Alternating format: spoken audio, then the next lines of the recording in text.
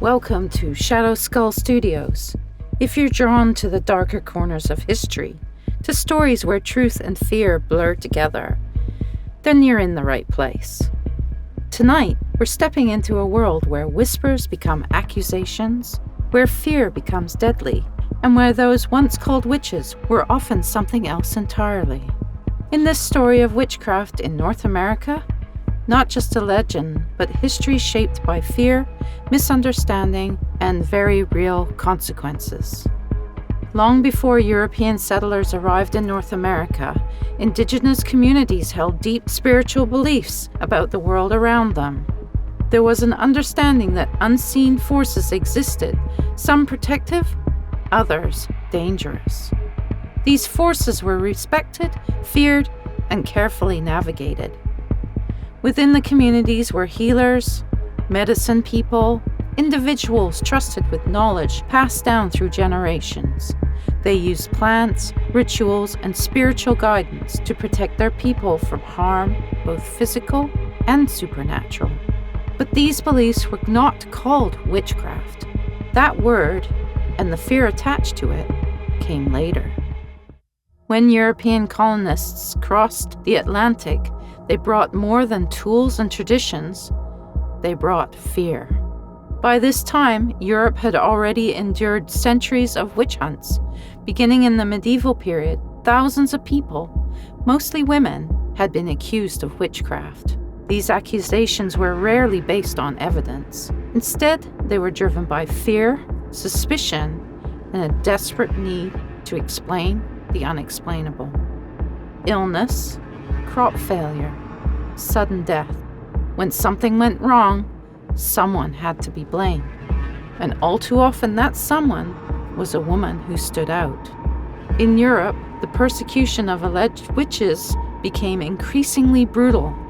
In 1468, the Catholic Church declared witchcraft to be crimen acceptum, a crime so severe that normal legal protections no longer applied. This opened the door to torture. Sleep deprivation was common. Some accused were kept awake for up to 40 hours or more. Others endured physical torment, humiliation, even being forced to sit on red-hot surfaces under the belief that a true witch would not feel pain.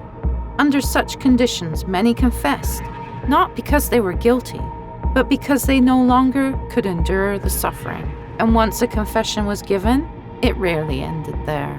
Victims were often forced to name others, friends, neighbors, family, and just like that, a single accusation could spiral into widespread panic.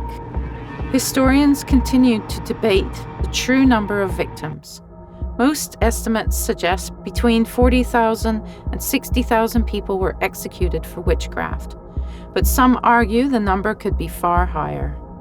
What most agree on is this: the vast majority were innocent. They were scapegoats, victims of a world that did not yet understand disease, weather, or the natural forces that shape their lives.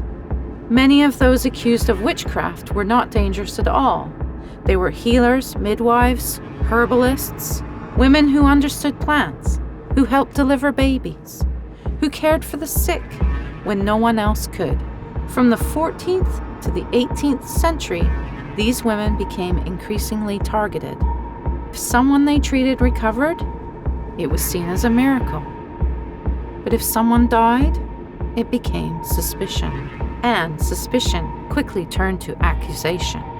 Even animals became entangled in this fear. Black cats, in particular, were believed to be familiars, supernatural companions to witches, or even witches themselves in disguise. Their quiet, nocturnal nature made them seem mysterious, unnatural, otherworldly.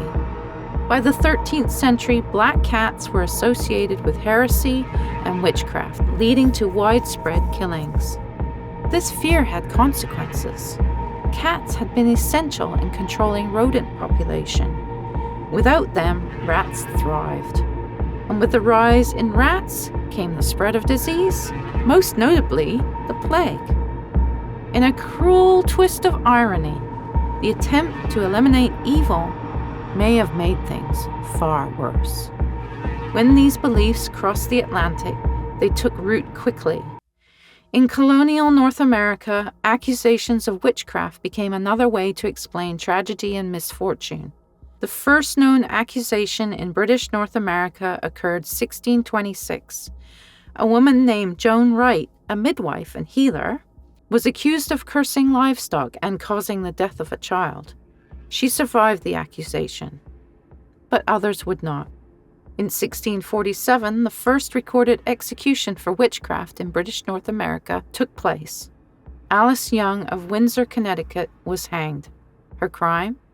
We don't really know. What followed were more accusations. Mary Johnson, who confessed to dealings with the devil. Goody Ayres, blamed for a child's death. Grace Sherwood, who was subject to the infamous water test and survived. Each case fueled by fear.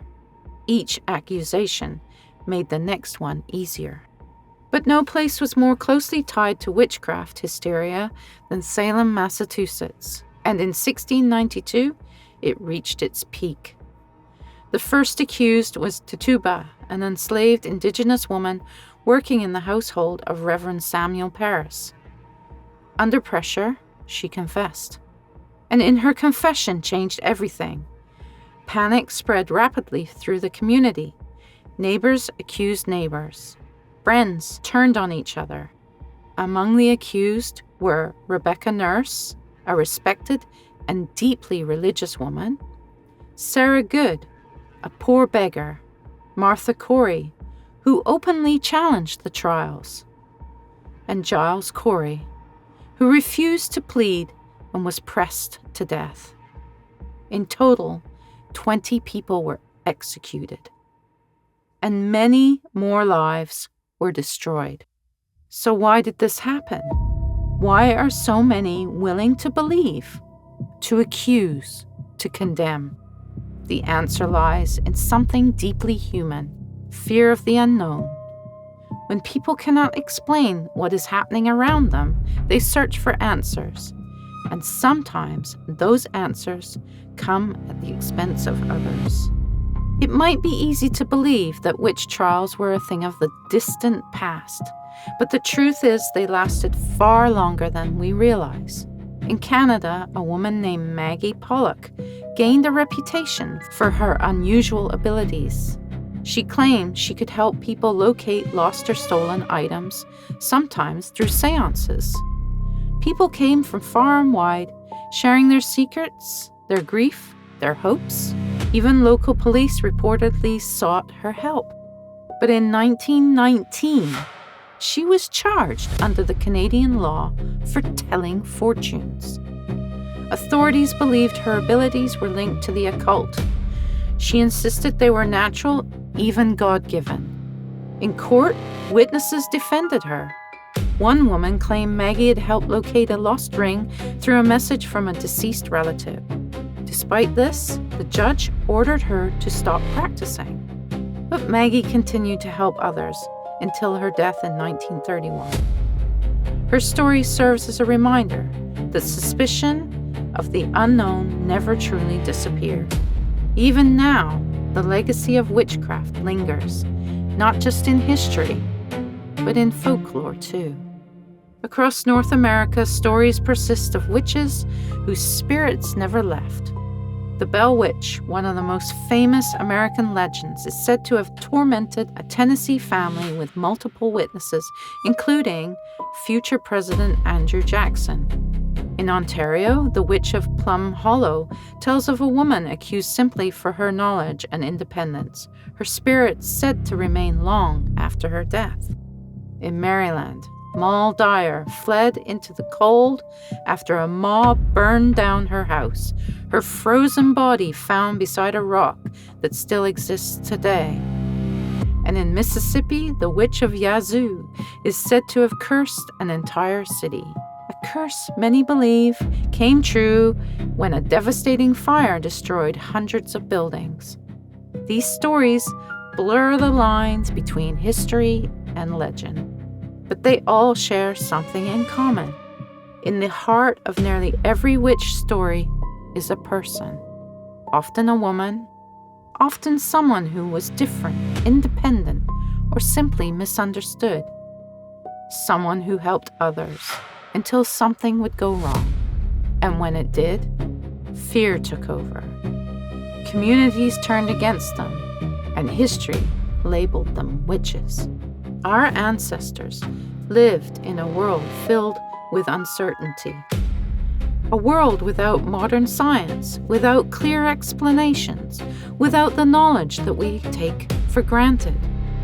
In that world, fear was powerful, and fear can be dangerous.